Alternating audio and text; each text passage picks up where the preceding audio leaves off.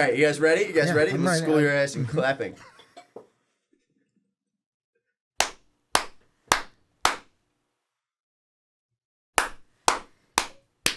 Cool.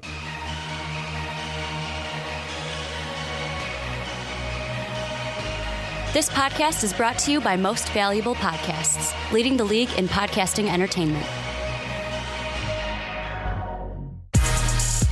Welcome, ladies and gentlemen, boys and girls, children of all ages. This is the Fast Break Podcast. I'm your host, Sean Anderson. Alongside me, as always, is Ricky Widmer. What's up, guys? And Dave Oster. Hey, everybody. And today's a special one. We got graphics coming up. We got the 2016 NBA predictions. We're going to go through the East and give you all of our playoff teams. We're going to go with the West and give us all your playoff teams. And then we're going to go through the playoffs and give you a winner for the NBA Finals. We'll see what happens, and it should be fun. We're not going to keep them on the hook. We're not going to say, "Oh, here's our finals We're going to tease team," you a little? and No, you'll find out in a couple. Got to months. build it up. No. A couple months. Well, we say who's in the finals now, and then by the finals we say who's going to win. No, like no, Christmas. No. We drop the knowledge now, and then we get called out for it later. Yes, and then we see how wrong we are. Yep. Yes. Dave, you want to start off with telling us how wrong you are? We're going to go with the Sure, West sure. first. We'll run through the West. I got my hype team at the bottom, the Timberwolves. I think they're going to sneak into the playoffs. Great additions this offseason. Cat drinking the Kool-Aid. He's phenomenal. I got the Jazz at 7. They're going to probably pick up a couple more wins. It's really kind of a make-or-break year for this organization, so I like to see them get a little bit better, but we'll kind of see on that. Timberwolves, they got that backcourt. They're phenomenal. I mean, they have so many weaknesses down low, and I think some teams may try to abuse them, so it's still good enough for the regular season, though. Look, let's be honest. CJ, Dame, it's easy. The Clippers, they're perennials. There's no question. They're always in the playoffs. They're never going to go anywhere, but they're always in the playoffs. The Rockets, the James Harden machine, he's going to go for that triple-double career average, like season average. 150 points per game. 150 points, no question asked. Dude, he's got set records this year. I'm hyped for that. Spurs at 3, no real question there. They're just boring as shit. Thunder, what? They're pretty low, but anyways, keep going. At 3, I know, whatever. Keep going. I got the Thunder at 2 because I think Russ is going to go revenge mode here. That's Russ hype. Yeah, he and James are going to go 1-2 for MVP this year. They're going to put up ridiculous numbers. I'm thrilled. And Warriors with our fuckboy Draymond Green kicking balls everywhere. He's going to be just my natural kicking motion. I can't help that Draymond again. I cut my leg on that. In the preseason, going for the kicks again. Like this man thinks he's a rock. And it was, I don't know. it was like an actual crazy crouching kick. tiger. Like it's like okay, you got clipped for a foul, and then just whip bam. Watch out, Alan Crab. Oh my God. Ricky, yeah. you want to give your 1 through 8? Yeah, well, I mean, the one thing, the Rockets, I might have them low. I'm just throwing that out there. But starting at the bottom, got the T-Wolves. Love them. Going to be in the playoffs. Then I got the Grizzlies. This is a team that I think is going to stay a little bit more healthy this year. New pieces, new toys to play with. They'll make the playoffs. Here's the low one. The Rockets at 6. Just because you hate At Harden. 6. It's not that I hate Harden. You disrespect him from day one. The only team I'd have them flop with maybe is the Blazers, who are at 5. All right. And then from 4 to the top, it's Thunder, Clippers, Spurs, and Warriors. Spurs, I thought about having lower. Thunder, I think the Clippers are gonna play up this regular season, and that's why I have them at 3. Yeah, the one thing that I kind of forgot about was the Grizzlies as a team in general. Because I didn't forget. I hate them. Well, see, I don't hate them, and I think that they're a good team. Well, and they can't take any more Jaeger bombs. I think honestly, Yeah. the only way they don't make the playoffs is if they get injured a lot. And if Fizdale doesn't live up to the hype, but I don't think he has that much hype surrounding him in general, just because who's that pumped about David Fizdale? I mean, it's Memphis. I just got like Memphis has been there. We've kind of seen what they got. The Timberwolves, I want to push them. I want them to be on that next level. I'm excited to see them. So that's why I gave them that edge. But I wouldn't even be surprised if the T-Wolves didn't make the playoffs, even though I have them at 8.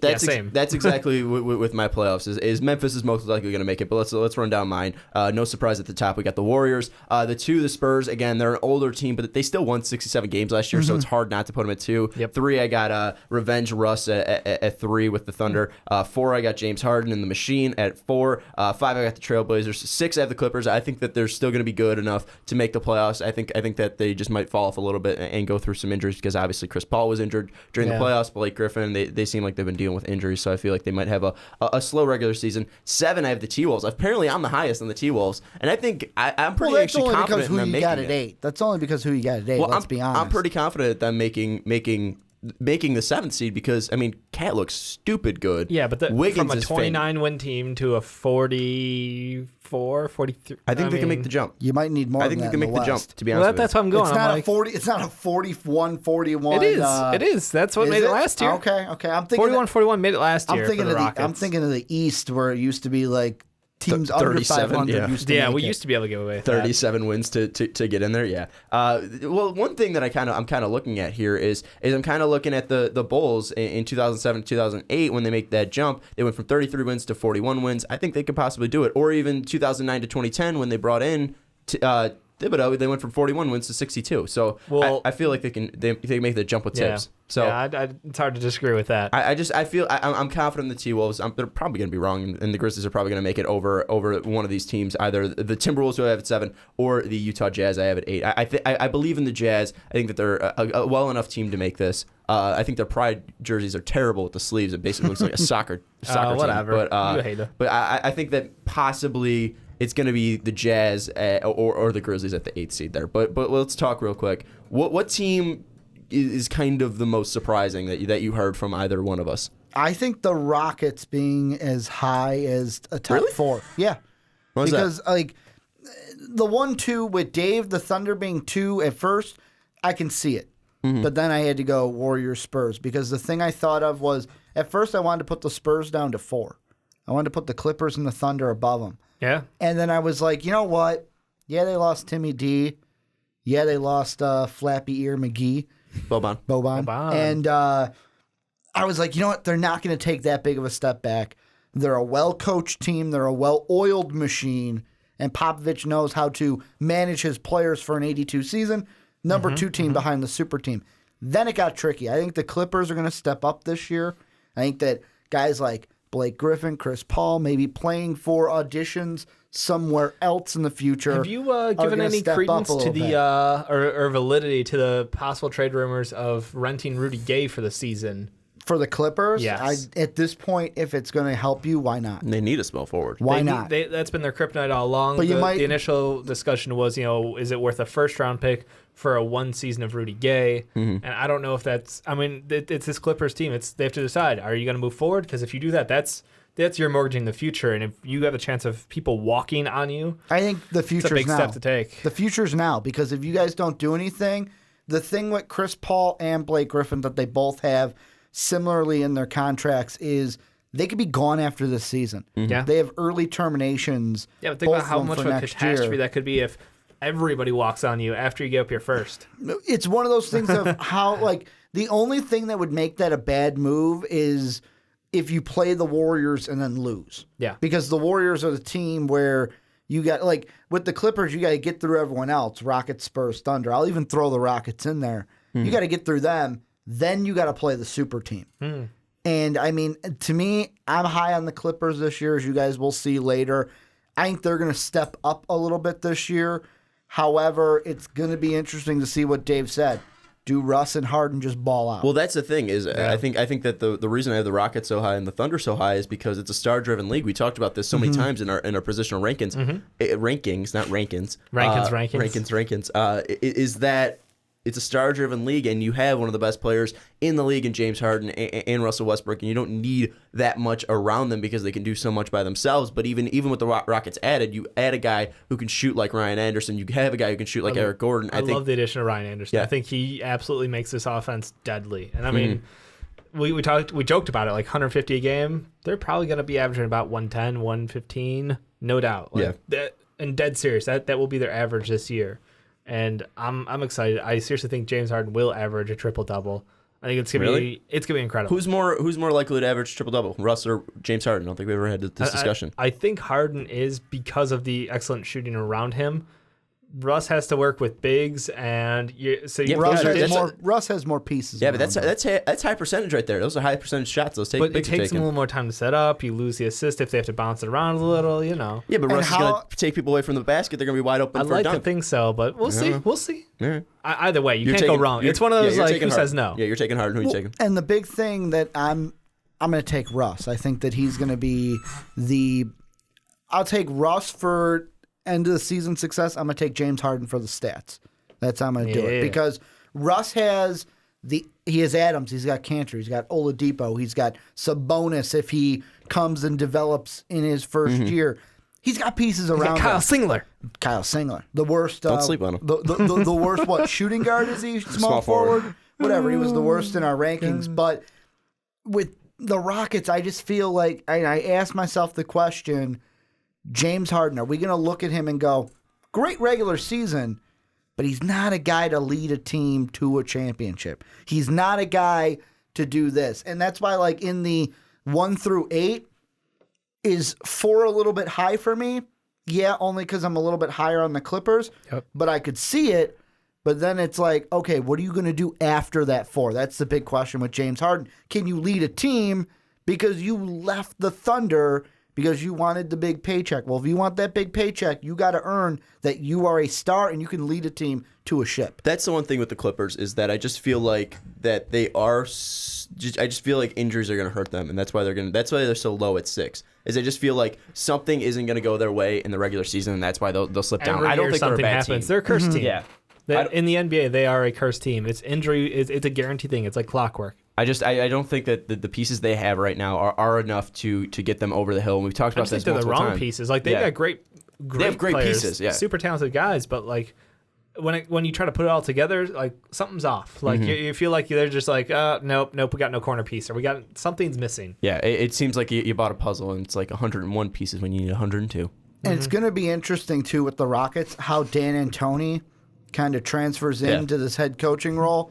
Because the one thing I'll say, I'm going to use the Warriors, the Spurs, the Raptors, and the Cavs, the 4 teams from the conference finals last year. Yep. Spurs, the Spurs and the Warriors, 2 well-coached teams. Yeah. 2 of the best coaches in the league. The Cavs, I may give them all the shit in the world, but Ty Lue stepped up. LeBron James. And they've got the most mature player in the NBA right now. The best player in the NBA, LeBron James. You even look at the Raptors, Dwayne Casey. Did you say best player in the NBA? Yeah. Dwayne Casey is not a pushover, and they are a well-coached team. They're a well-coached team. To be argued. I believe Dwayne Casey wasn't in our top 4 coaches either. Is he not a top 4 coach? I don't think he was a top 10 coach. But he is still a quality coach, and that's the thing that this team needs. They either need Dan Antoni to step in and be a quality coach, or they need James Harden to say, hey, you know what? You have to develop and you have to mature into that leading role. Quality coach that was ranked 15 in our rankings. I mean, maybe a little disrespectful. Wasn't my for, rankings. Eastern Conference Finals, but no, I don't disagree with you. I think that D'Antoni has a lot of making up to. I mean, he's had a lot of failure in the past. It's been a while since we saw success out of him. So I think right now he's got absolutely a loaded team. He can run an offense that is going to be super high-powered. Pick and roll, Defense is who gives a flying fuck, and you're going to just outscore everyone. The thing with them is conditioning, because D'Antoni's offense, you watch guys out there, and they just, by the fourth quarter, they're just gassed. Walking. They're completely gassed, and for an 82-game season, that's my concern. Is I don't know if the Rockets are conditioned well enough. James Harden had issues with this in the past. I hope he comes in this season really good shape, and that's the only thing that's going to concern me. He's always been taking off defensive plays, though, so I mean, he will get a break. Then that's like a staple in this offense. He'll at least get like a 24-second break. So, but one thing I do want to say is we all have 6 of the same teams. Our top 6 teams are all the same, just different order. Yep. We all have the Warriors, we all have the Thunder, we all have the Spurs, we all have the Rockets, we all have the Clippers and the Trailblazers in our top 6. It's that bottom 2. Out of a team that didn't make it into our playoffs here, I didn't have the Grizzlies. I think they can make it in. What other teams are on the fringe of this Western Conference that we possibly might see make the playoffs in the bottom Mavericks. half? Mavericks? The Mavericks. They were the one where I looked at last year and I said there were 3 teams that I looked at for those last 2 spots. Mavericks, Grizzlies, Wolves, and Jazz. So the 4 teams. And I went, Jazz, you were close last year, but I think the Timberwolves get a jump on you this year with the talent that they have, and I love their head coach. I love Thibs. He's a great coach. But then I look at the Grizzlies to the Mavericks. I think the Mavericks lost more than the Grizzlies gained, and the Grizzlies' biggest thing last year was health. I don't think they get bit by the injury bug as bad as they did last year. And that's why I chose them over the Mavericks for that 7th seed. Yeah, I don't think the Mavericks are in my discussion here at all. To me, I have 3 teams. It's the Timberwolves, it's the Jazz, and it's the Grizzlies. And I think that the Grizzlies will just miss out just because of injuries. Because, I mean, if looking at their team, Zebo's still fantastic down low. Marc Gasol's still great. It went healthy. I know he's been dealing with a little bit of a, I think he got like a little bit of a trip up in the preseason. I think he got hurt for like a couple quarters or something like that. Mike Conley's still one of the top point guards in the league. But then you get Chandler Parsons. I was gonna get to him. Chandler Parsons, a great shooter here. I know. And people saying, well, what did his coach say? He's like LeBron James.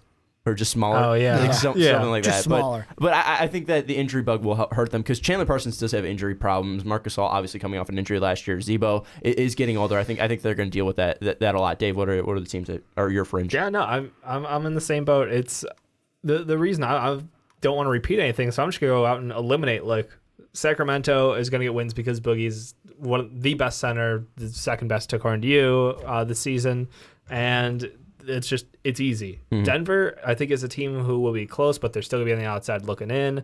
And the Pelicans still have yet to build anything around Anthony Davis. And that's the biggest disappointment because Anthony Davis, we've been heralding, for the last 3 years as this is the guy who's going to take the reins over once LeBron James is done. And we've watched him year after year not be able to stay healthy and watch him have shit teammates to the point where he can only carry you so far. And they went out and got Buddy Hield this season. Everybody is touting him as this is a guy who's going to be Rookie of the Year. He's going to get all the opportunities in the world to take wide open shots. And I mean, it's a small step that could work. We don't know yet, but it's not enough to get them in the playoffs. They didn't make enough good moves in this offseason. So honestly, I'm just gonna shit on other teams. Yeah, and the final thing I want to say before we move to the Eastern Conference is I'll take the other Kentucky center. I think Karl-Anthony Towns has more teammates around him. We saw that Anthony Davis can lead his team to close to a playoff bid when I think it was 2014, 2015 when he was fully healthy. They were closer on the fringe of making the playoffs. That's when KD got hurt and Russ was trying to lead him back.